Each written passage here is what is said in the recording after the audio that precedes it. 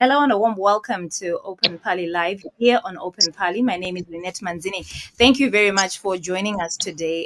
Today we are going to be having a conversation around what happens next. Remember, last week, Nelson Chamisa, the founding president of the Citizens Coalition for Change, quit his party, abandoned the Triple C. And today we want to talk to the remaining members and find out what happens next. Where does Triple C go from here?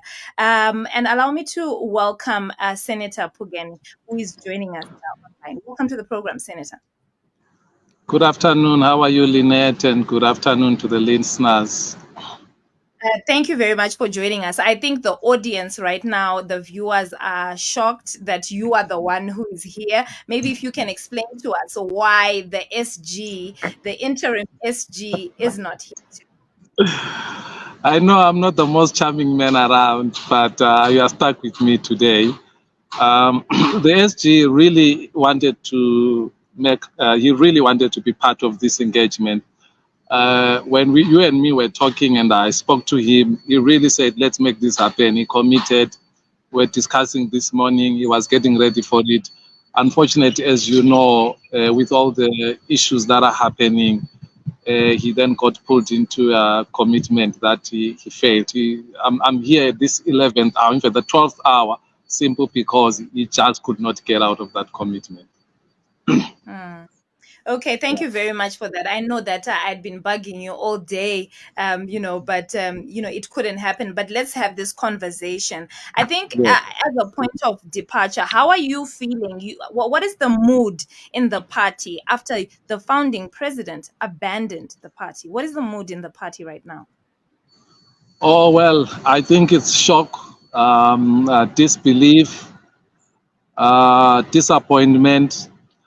But at the same level, I think we're all human beings. I think it's Advocate Eric, the former minister, during the GNU. He said he was put under immense pressure. I'm not sure what that immense pressure will be, but as a human being, I really sympathize with him. No human being has to make decisions under duress. And I hope that this initiative that the leadership say they are involved in trying to reach out to the change champion in chief and have a conversation with him in the event that he can then probably reconsider his decision. But otherwise, the dust is beginning to settle now. Reality is sinking in, and but the situation is still that one of shock and disbelief. Why are you shocked? I'm asking this question because when the SG Tshabangu was recalling people from parliament, he was clear that he was doing this to reconfigure, to reconstruct the party. And he was targeting, the criminals that were surrounding the president. But last week, the president then quit the party. How are you shocked by this? Were you working hand in hand with the president? Well, the SG, I think maybe we need to clarify something. I know when you are a spokesperson, then people assume that you are part of the decision making and all those things. I've held this role in some instances where I was part of the decision making. In this one, if you want, you can really call me an information desk. I just convey message to assist the public, to assist platforms like yourselves to be able to understand what is happening. So I'm passing information which I get from the office of the interim SG. He has always said, even in public, that he is working with the leadership and that even the change champion in chief agrees with what he's doing. Maybe that's where the shock and the disappointment comes from, because you would appreciate that in instances like this, when this issue went to court, the SG said, those who are not with me will show themselves by disposing of affidavits in opposition of what I'm doing. And none of the leadership, and I mean none. Remember, in one of his first interviews with the national radio station, he did mention the leadership he's working with. He mentioned all the people in the standing committee that were elected at the 2019 Gweru Congress. And none of them They might have disputed here and there, but their dispute meant nothing if it wasn't before a court of law. So yes, he was targeting the criminals around the president. That's his words, not mine.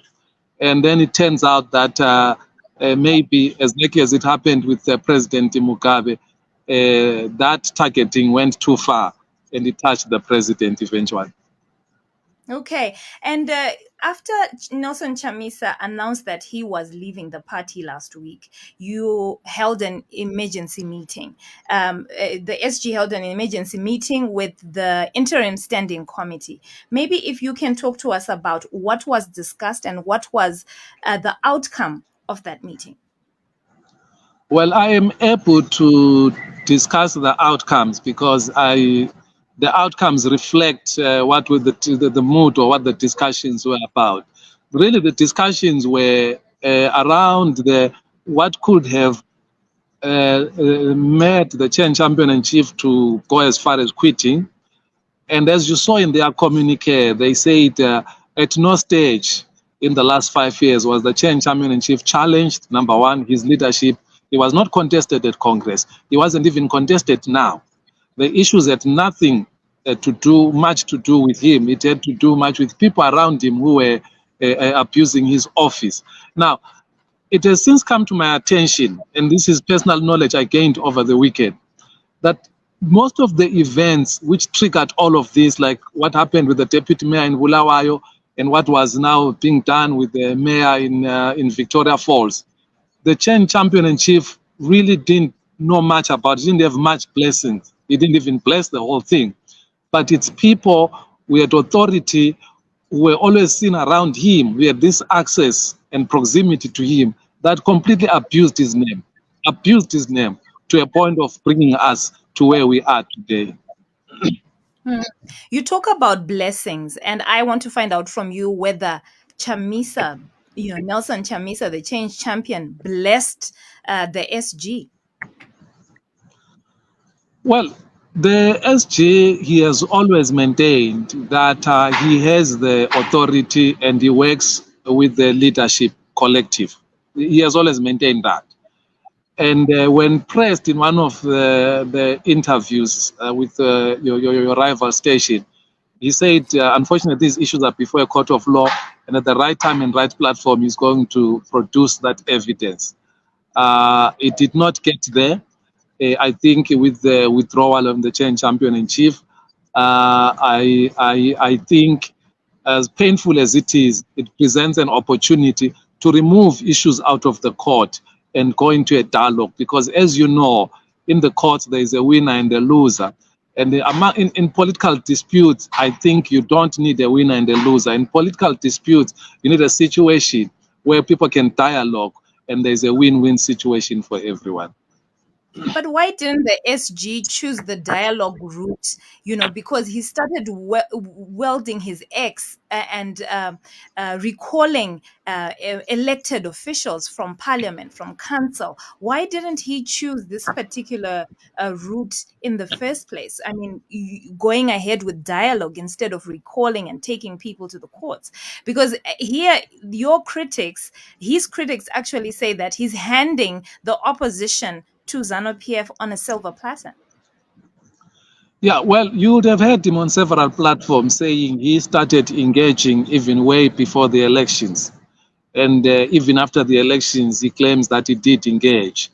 And he says what broke the camel's back was when the Chen champion in chief in one of the rallies after the election said, if you're not happy with how I'm running this party, go and start your own. And then the citizens, according to him, then came to him and said, you have to act and you have to act now. And then it started these unfortunate events. They are unfortunate events, and I agree with you. I don't think the intention was ever to advantage ZANU, but of course the outcome is that now ZANU is being advantaged. But one will argue and say better now than close to the election, because now they have an opportunity for the next 4 to 5 years to really try and iron out any differences, try and solidify the opposition movement and the opposition voice. Because, Lynette, we can't really as a country afford the one party state rule, which ZANU is subjecting all of us to.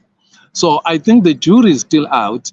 If his actions have destroyed the opposition movement to a point of no return. But you argue that you don't want to maintain the one party state, but then we see of elected officials, like I said earlier on, elected officials being recalled from parliament, and more ZANU PF occupying spaces in parliament. Are you sure that the SG is fighting against the one party state? Because it seems as though there's a contradiction there. He's recalling people, but then at the end of the day, ZANU PF will end up getting the 2/3 that they never had, after the election. Lynette, the word of God says, blessed are the peacemakers, I think, for they shall see God. So I want to avoid a situation where I do a lot of blaming and name dropping, because there's a lot of blame to go around. Let me give you an example. When Honorable Biti and others were recalled, but I want to stick to Honorable Biti. When Honorable Biti was recalled in 2022, it was ZANU that was behind that recall. And the reason why Honorable Biti was illegally recalled, it's because Honorable Biti was sitting at a very powerful, was chairing a very powerful committee, public accounts in Parliament. And he was getting too close for comfort for some of the people who are getting government tenders and are not delivering. So they triggered that response, of course, using ZANU. And that recall happened. Honorable Biti went to court. He prevailed in court, and the court said he must be returned to Parliament. He was not retained. And do you know why he was not retained? Because if he returned to Parliament, he was going to assume back his position of chairing that committee. So he had to return via an election, which meant that he could not assume the chairmanship. Fast forward to the elections. Honorable Biti was prevented from becoming a member of Parliament in this 10th Parliament. He was not prevented by ZANU this time around, or he was not prevented direct by ZANU like last time around. This time around, he was prevented within the party. Never mind this fast that says he was not chosen. Everybody knows this is the worst kept secret. Honorable Biti was prevented.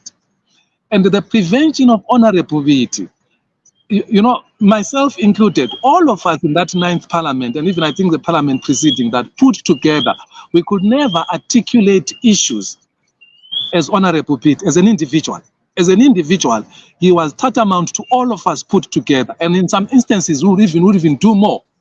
You take out that type of a person out of Parliament, you are leaving the opposition voice weaker, you are emboldening ZANU, you are making it strong. And I want to argue and say, this past budget, I can even ask you who debated the budget. If you remember the name, you can't remember the content of their debate, but all the time Honorable Biti took that platform. The whole country spoke, the region spoke, the international community spoke, because the man was doing so much as an individual in this opposition platform than most of us put together. So I'm trying to show you that the actions of the decimation of the opposition voice did not start now with Tshabangu or with what the alleged actions of the SG. It started long before the primaries of the opposition and then, of course, culminated in the disenfranchisement of people like Honorable Biti and others.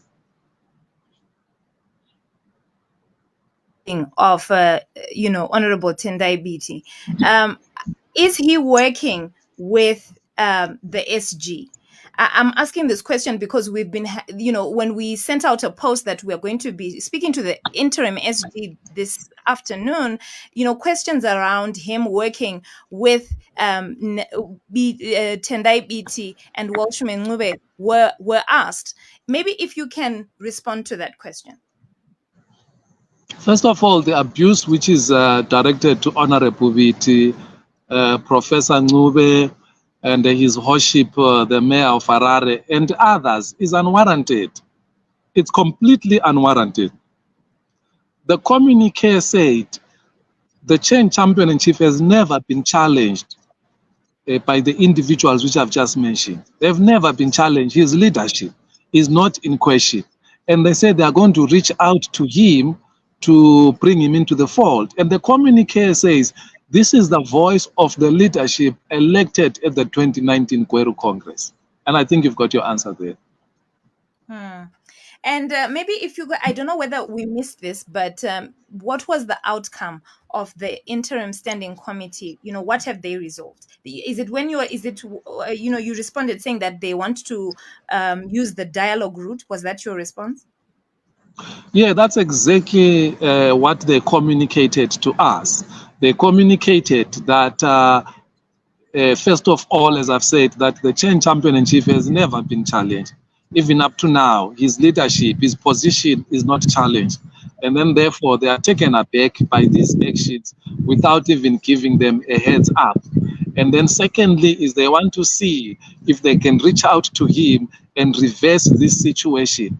If you look across the Limpopo, when you go down south, there is a vice president of the Veterans League of the ruling party, the African National Congress.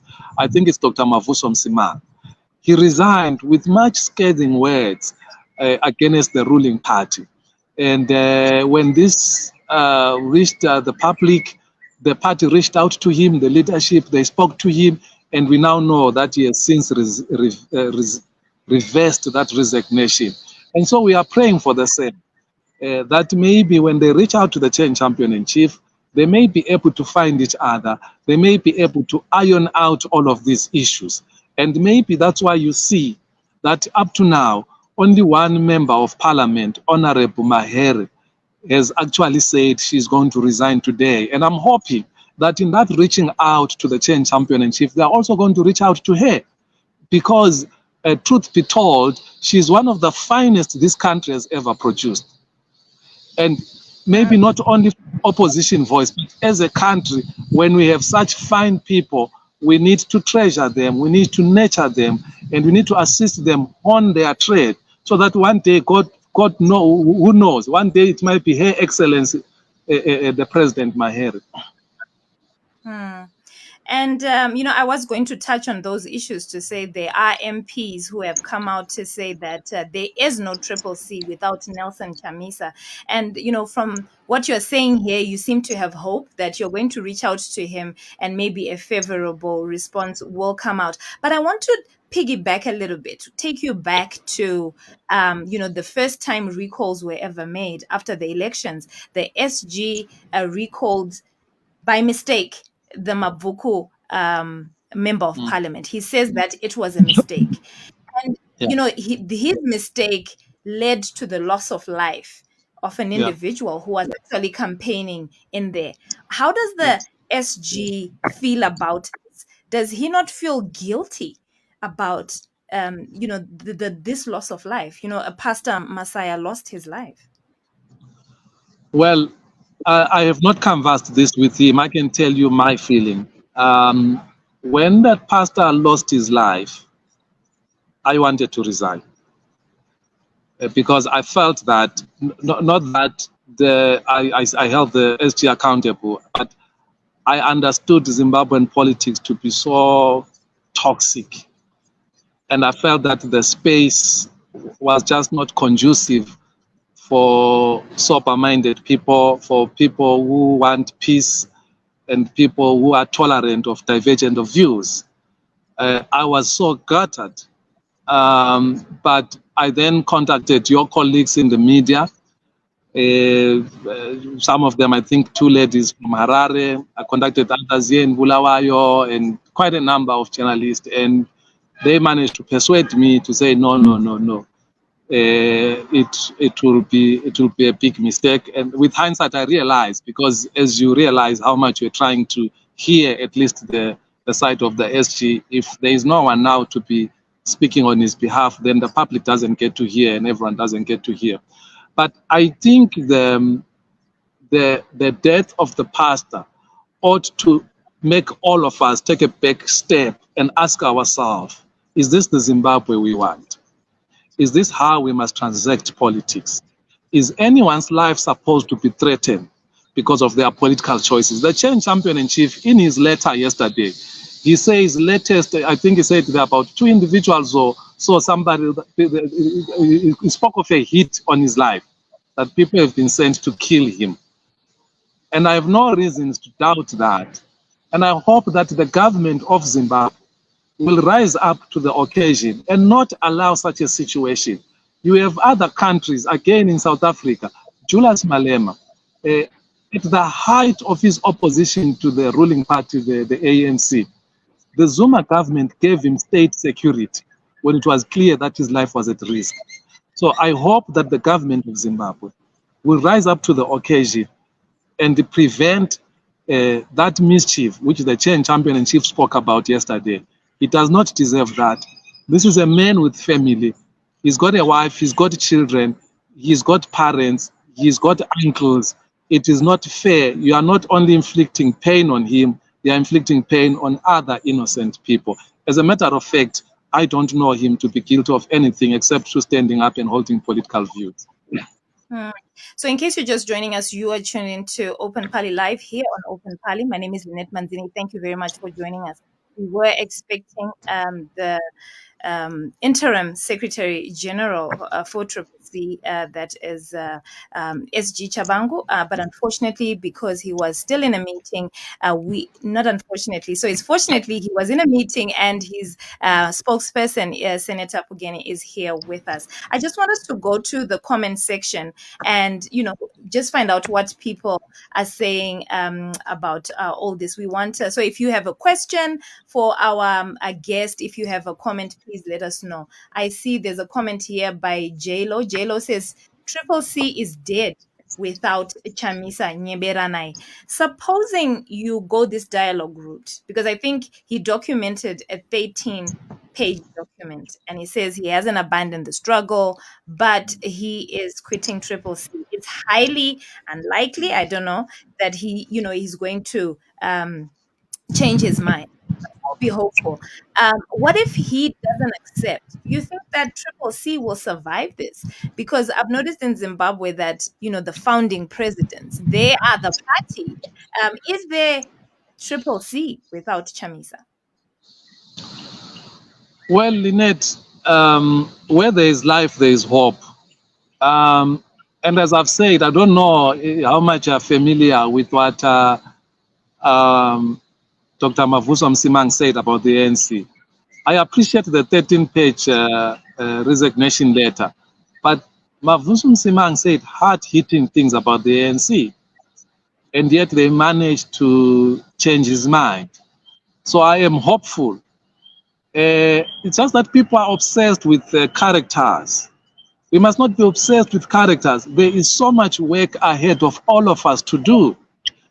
And even in the words of the Chen champion in chief, even ZANU PF supporters, it's in their interest that we get our politics together in this country, because we are lagging behind. You know, the very first week of this year, Lynette, I went to Pick and Pay here at Ascot.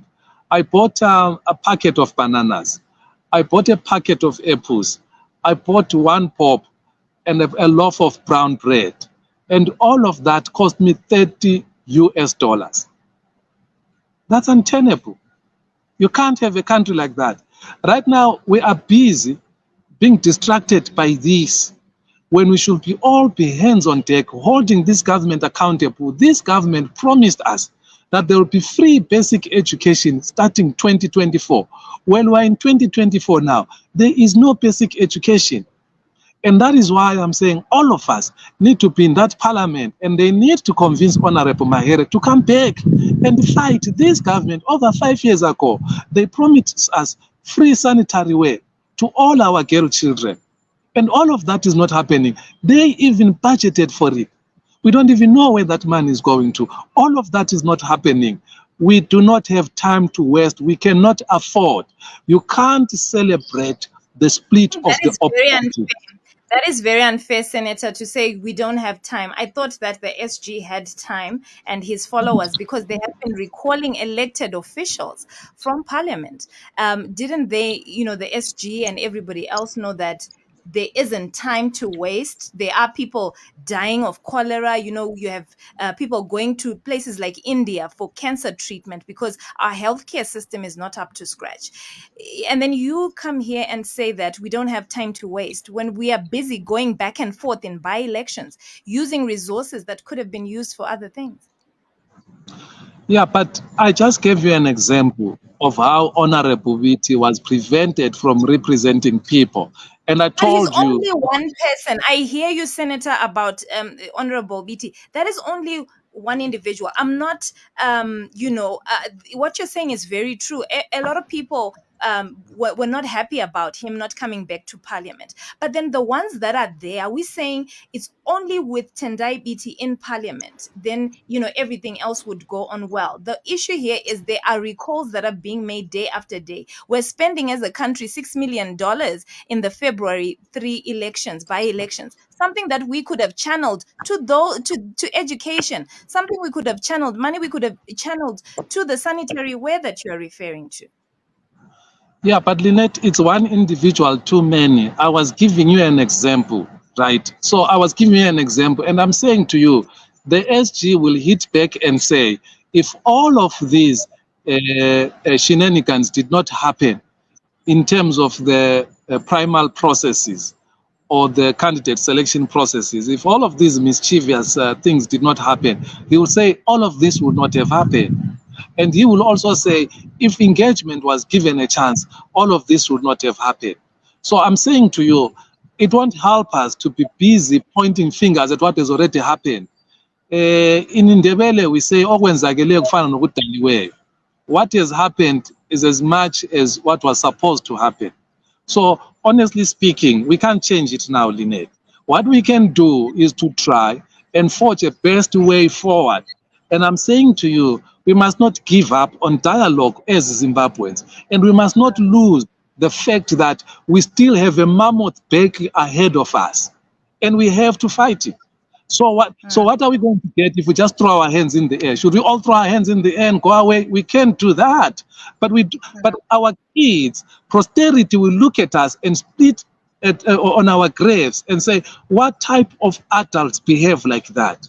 You don't give up because somehow your house is on fire. You call the fire brigade, but while it's waiting for the fire brigade, you try to put out the fire yourself, and which is what is happening right now. And I saw a lot of tweets. I don't know, maybe if you can confirm to us whether these came from the SG. Does the SG have a Twitter account? Maybe let's start from there. No, Does the he have SG a doesn't. Twitter?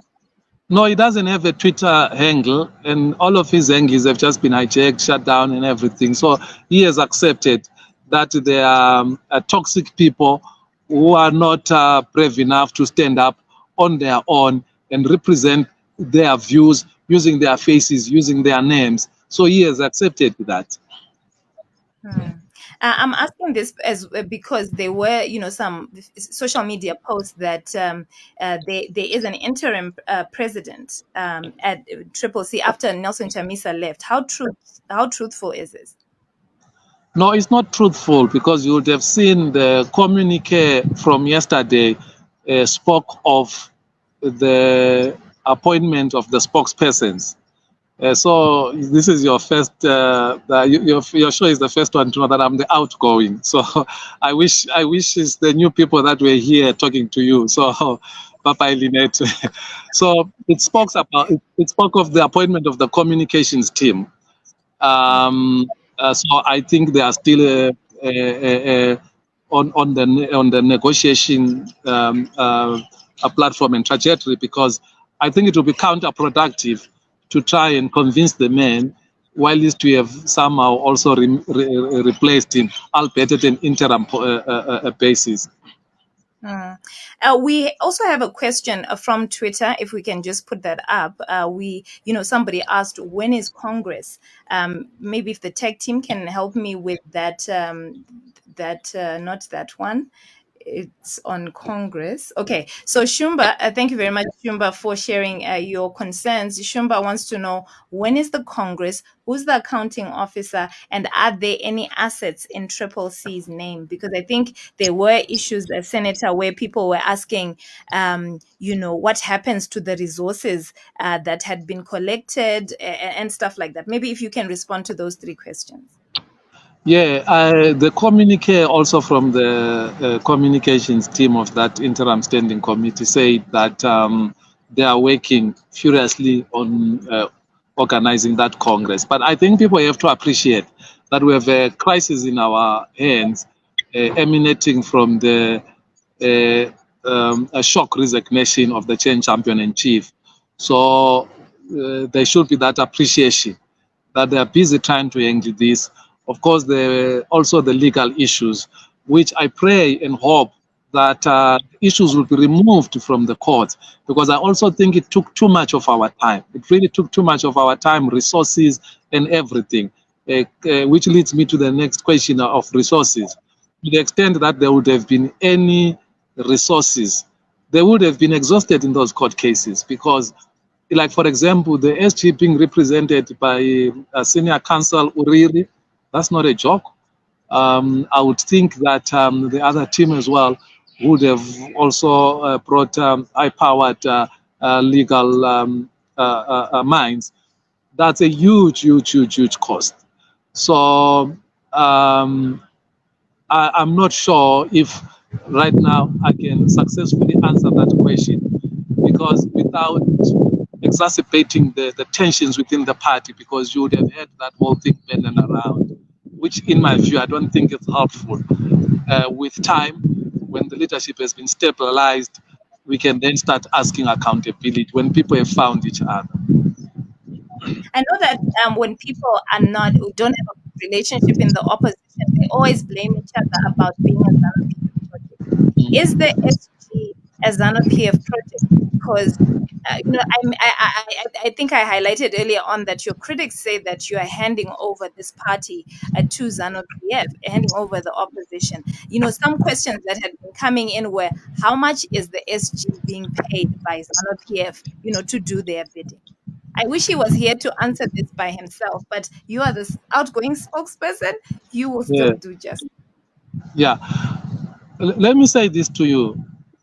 If ZANU is paying the SG, then the SG has to be the most evil person on earth I know.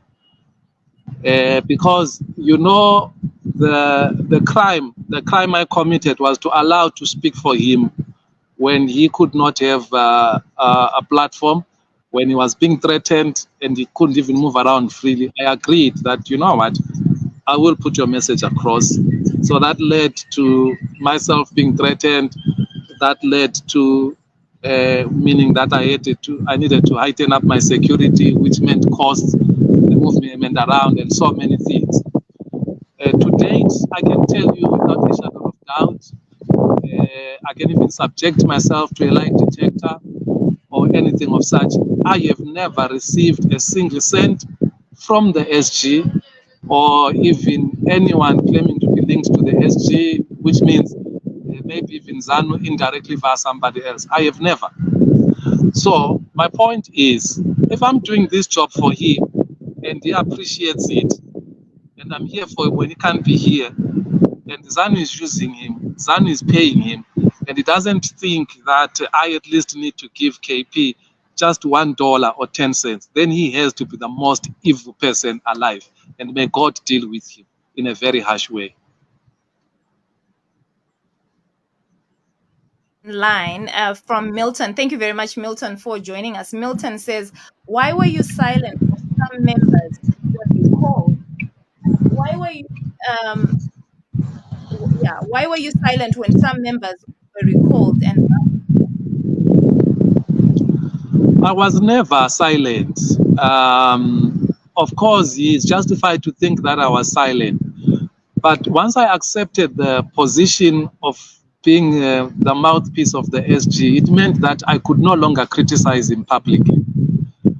But if you don't mind, get hold of Honorable Prince Tubego. and he will tell you how hard we tried. Myself and him, we really tried to bring the bridge and try and bring the two warring factions together that we never get here. We tried our best. There is nothing we did not try. And I can tell you now, one of the recalls that broke my heart, that saddened me, was the recall of Honorable Prince Tubero, was the recall of Honorable Feli, whom I don't even know. But upon inquiry, people told me that she's just an old woman, an old, nice woman, but was recalled. But I must accept that when decisions are made by people superior to you, you can never criticize in public because, number one, it will be a breach of protocol and how things work. I do not expect that any of the spokespersons of the Chen Champion-in-Chief to stand up in public and criticize him. But we have seen, if you go through Hopewell Chinono's timeline, that the MPs and the mayors have gone as far as calling the Change Champion-in-Chief a dictator. It's there in his timeline. Go and read. And they have actually said they were not consulted, which is exactly what the interim SG has been saying, that we're not being listened to. One person is making decisions, and we need to reverse this situation. I'm saying to you, the MPs, whom people have been saying resign from parliament, say, well, no, we're not resigning because we are in this situation because the Change Champion-in-Chief is a dictator and does not consult others. Go to Hopewell Chinono's timeline. You will find that in his Twitter account. We also have a question here from Stephen. Thank you very much, Stephen, for joining us. Stephen Moyo Mangena says, what's unfair when Tshabangu was recalling MPs and councillors? Time was there for them. Please, time is plenty. Make more recalls. It used to be nice. Why is it not nice? I think he was responding to the time when you were saying that we don't have time anymore, because of the problems that we're facing as a nation. But we also have a question. I got this from my inbox. Somebody's asking, Senator Pugeni, you were with MDCT in the 9th Parliament. How or when did you join Triple C? Maybe if you can respond to that. And also include the issue around, I remember when you became Tshabangu's spokesperson, people were asking when there was friction between, Thokozani Kupe and Chamisa, you became her spokesperson as well. At what point did you did you join Triple C? Okay, let me assist the public, and thank you for that question. I just need to assist the public because the public is most of the times they're misinformed because of a lazy media, a partisan media, and sometimes it's damn right incompetent.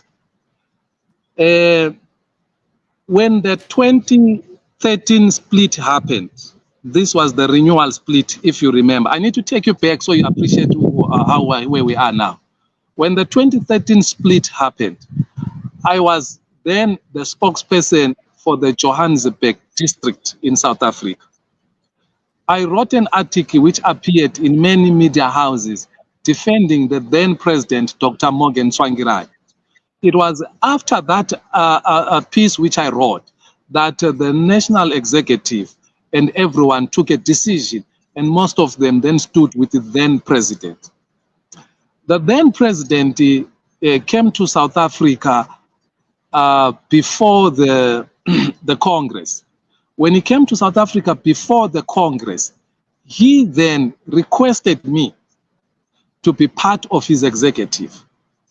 And that not only his executive, he wanted to deploy me as one of his secretaries. And he wanted to give me international relations and engagement, which I accepted because I never declined appointment from the president.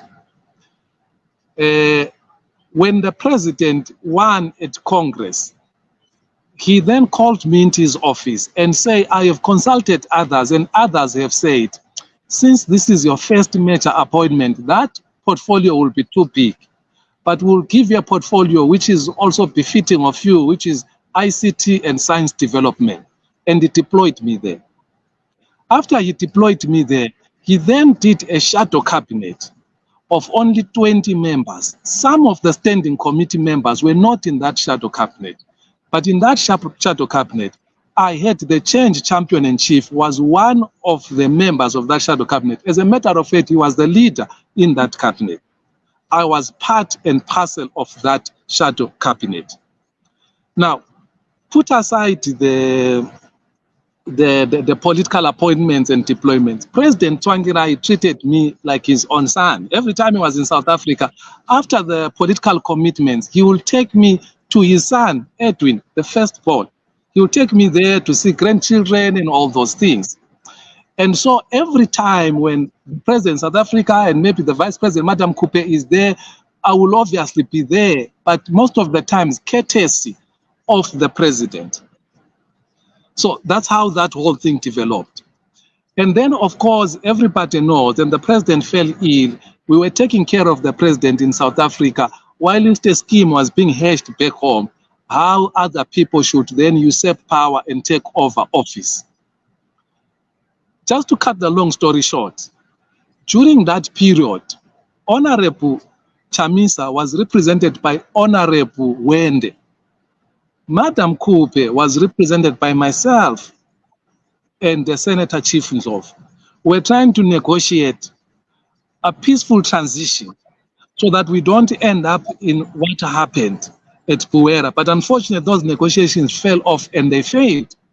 And on a matter of principle, I took a position that I need to support Madam Coupe because she was supposed, in line with our constitution, she was supposed to take over. And I stood there. And then in her position as the president, she appointed me into a position of being her spokesperson. And as I've already told you, I couldn't say no to President Tsvangirai. Why should I say no to this particular president? So I took that position. Having taken that position, I was with her throughout. Let me tell you this incident, which a lot of people do not know. When Madam Coupe went to bury the late mother of the change champion in chief. I hate to interrupt you, but I hear your analogy. But let's if we can come back to Triple C, because in our comment section, people want to know at what point did you join Triple C? Okay, no, it's okay, fine. I'm going there. It's okay. Now, we then get to a stage where Monzora takes over the MTC party, violently so against Madam Coupe. I wanted to leave. Madam Coupe said, no, let's stay. We will fight within. I stayed. We fought him within. Whether we're successful or not, I do not know. And then the change champion in chief approached Madam Coupe that Madam Coupe leaves. When they leave MTC and they come full time to join the Triple C. Madam Coupe did speak to me about it. I did tell her the flip side of it, what's going to happen, the good side of it, what is going to happen. And then we agreed that myself, together like others, you know that I was in that MTC 9th Parliament together with Nelson Chamisa. You know that I was in that 9th Parliament together with Honorable Sikala. It was still under MTC. I was with Honorable Molekeli, Daniel, MTC. I was with Honorable Mamombe, MTC. Chamisa's aunt as well, there, MTC. So there were many of us who finished our terms under MTC, but still working with the broader opposition. Case in point, the by-election, which was won in Bulili, I was part of that campaign. When Madam Coupe's entourage, one of the cars in her entourage, was confiscated by the police, the media was told by me. It's me who told the media what happened. The media contacted me for all the details. Eventually, when we went to Plumtree Border Post to collect that car, I was there. And the CIO took pictures of me and they sent it to Harare. It got to Monzora. A letter of recall was written. Senator Committee intervened. Senator Chief Nzov intervened. Senator Mutsuri intervened. Gandhi Mutsingwa intervened, and that's how it was stopped. But every other week, I was always about to be recalled because of my constant working with Madam Coupe and issues of Triple C. Which funeral, which Madam Coupe was there of the Triple C, and you did not see me there. So, but forget that. Forget that. Let's deal with this. The invitation by the change champion in chief was that Triple C is a citizens movement. For you to be part of it, you just have to be Zimbabwean. And he even said, even ZANU people belong to the Triple C. The whole country is yellow. That's what he said. Newsflash, I am a Zimbabwean. So that's when you joined. That's when you joined Triple C. Thank you very much for that. If we can just go back into the comment section as we're rounding up this program, if the tech team can just help me with some questions there. So if you have a question for the SG spokesperson, the outgoing spokesperson, please feel free to get into our comment section and ask your question. So Stephen, again, thank you very much, Stephen. Stephen says, Open Party, ask him if Triple C is not COP, I don't know what that is, of Zimbabwe, and why do they want to invite a dictator in their party and not invite the good leader Monzora? If you can respond to that question, I hope it's clear to you. The question is asking. Well, COP is a party in South Africa which started under protest when President Mbeki was recalled. So Musua Likota, Bazima Shiloa, and others with this country, they left the ANC. They started COP. They did well, relatively well. I think over 6 to 8% in their first. Now they are. I'm sure in these elections of this year they'll be extinct completely. They'll be out of it. So that's what he's referring to. I think the letter of the Standing Committee of last Friday made it clear that no one has ever challenged the president. No one is challenging the president. If he loves Monzora so much and he likes him so much, he mustn't impose Monzora on us. He must just take him. I don't know how Monzora comes in. If he wants to identify me with Monzora, it's very sad because he humiliated me, he abused me, he did everything bad to me in front of everyone. So I don't know what makes him think that today he may want to stick. As a matter of fact, you'll never see me on a single interview with him, press conference with him, but I can show you many press conferences where the change champion in chief was with Monzora after the 2018, before the 2018 elections and after the 2018 elections. On that note, Senator Pugeni would like to thank you very much for joining us today. And we hope that, when the SG is out of his meeting, he'll grant us an interview because people wanted to interact with him here. But thank you very much for joining us. So that's it, Lynette. So early. We're done. Yes, we're done. No, thank you so much. I commit, one of my last things before I leave this job is to really, really get to the interim SG. Because I think it's important that people get it from the horse's mouth. But I appeal to all the pastors, I appeal to all the sober minds to intervene now for the sake of the greater opposition movement and try and bring the two warring factions together. I don't think it's too late. Thank you very much. So there you have it, viewers. That was SG Tshabangu's spokesperson, Senator Pugeni. He says that there's room for dialogue. There's room for peace in the opposition. So he wants people to unite and sit on a table and discuss and iron out these issues. Unfortunately, we're unable to bring you SG Triple C SG in person. He was in a meeting, but we hope that he will be joining us, very soon. Until next time, my name is Lynette Manzini. Thank you for watching.